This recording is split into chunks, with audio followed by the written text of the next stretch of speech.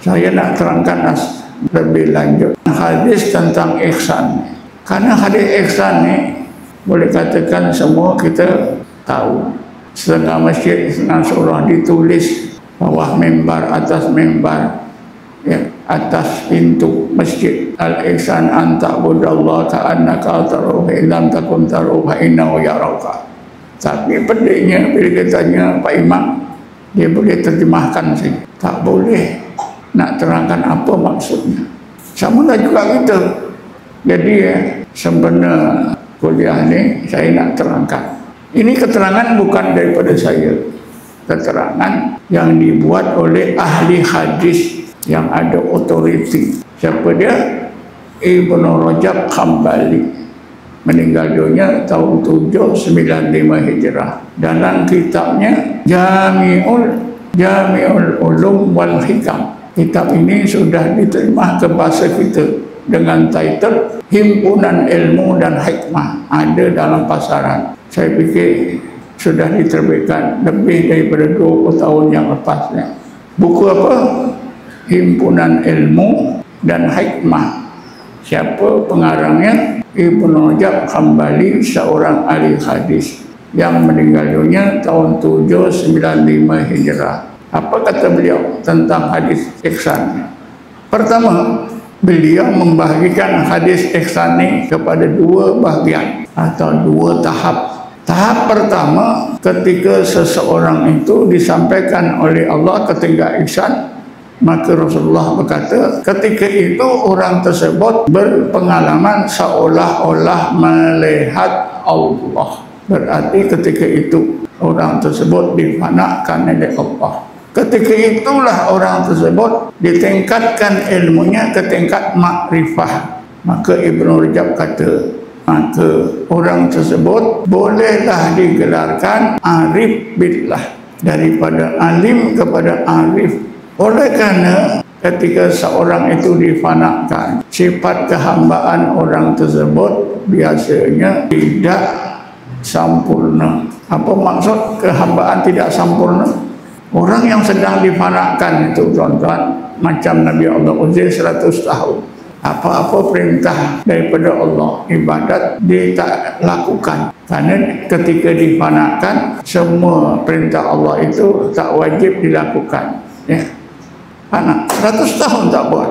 Bermakna Nabi Allah Uzair tak beribadat selama 100 tahun. Karena itulah sifat kehambaan Nabi Allah Uzair ketika itu kurang, naqis. Akhirnya Ibnu Rajab Hambali menyimpulkan, ketika berada di tahap pertama seolah-olah melihat Allah, orang tersebut boleh kita gelarkan arif an-naqis, arif yang kurang sifat kehambaannya. Tetapi bila Allah tingkatkan kepada tahap kedua, fa in lam takun tarahu fa innahu yaraka, maka sifat kehambaan orang tersebut sempurna. Jadi di tahap kedua itu orang tersebut bolehlah dipanggil arif al-kamil, orang yang dikurniakan Allah makrifah dan sifat kehambaannya sempurna. Jadi bukan pandangan saya, pandangan Ibnu Rajab Hambali. Tuan-tuan boleh baca kitab Himpunan Ilmu dan Hikmah. Bahasa Arabnya Jami'ul Ulum wal Hikam, Ibnu Rajab Hambali. Tuan-tuan dan puan sekalian, bila kita belajar beramal dengan tarekat, insya-Allah Allah akan sampaikan ke tingkat ihsan. Sebab itulah saya dah selalu sebutkan pandangan seorang ulama hadis di India di zaman moden ini. Siapa dia? Maulana Zakaria Kandahlawi. Dalam kitabnya Asy-Syariah wa Thariqah. Kitab Syariah wa Thariqah ini disusun oleh Maulana Zakaria Kandahlawi. Dalam kitab ini beliau ditanya oleh orang ramai, apakah itu tarekat? Lalu beliau menjawab, tarekat itu ialah satu kaedah amalan yang bila diamalkan menyampaikan orang tersebut ke tingkat ihsan. Tariqah allati yumkinu biha al-usul ila darajatil ihsan. Tarekat itu ialah jalan amalan bila diamalkan menyampaikan orang yang beramal itu ke tingkat ihsan. Kan jelas, tuan-tuan. Dengan apa yang saya terangkan ini, tuan-tuan teruslah gigih belajar dan beramal dengan tarekat. Ada satu soalan yang lazim bila saya bercakap macam ini.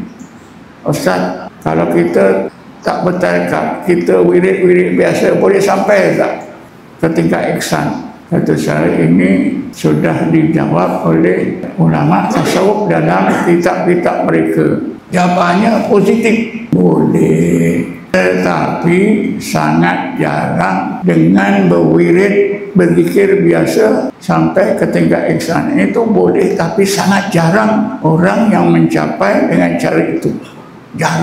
Jarang ini tuan-tuan. Dalam bahasa Arabnya disebut nadir. Jadi dalam kitab-kitab Arab, dia kata boleh, akan tetapi nadir. Lalu disambung wan nadir kal adam. Nadir itu macam tak berlaku, sangat jarang. Ada, tapi sangat jarang.